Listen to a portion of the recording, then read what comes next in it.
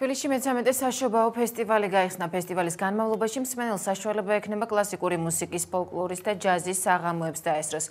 საშობაო ფესტივალის გახსნა საპატრიარქოს ფოლკლორული ანსამბლის ბასიანის 10 წლის იუბილეს დაემთხვა. ფესტივალი სწორედ ანსამბლმა გახსნა და ქართული ხალხური სიმღერებით შეასრულა.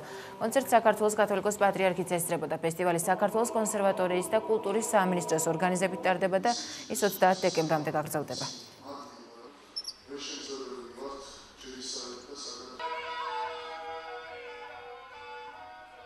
თვის ამ ფესტივალის ფარგლებში ჩვენ ვიწვევთ სახელგანთქმულ მუსიკოსებს მთელი მსოფლიოდან, ქართველ შემსრულებლებს, უცხოელებს და როგორც წესი ეს არის ძალიან დიდი საჩუქარი სახალხო საჩუქარი ქართველებს სპენელისათვის.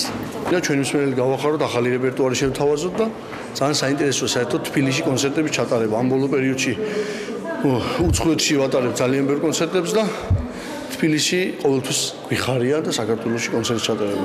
ხალხი საოცარი ენთუზიაზმით და ოვაციებით შეხვდა მათ გამოსვლას.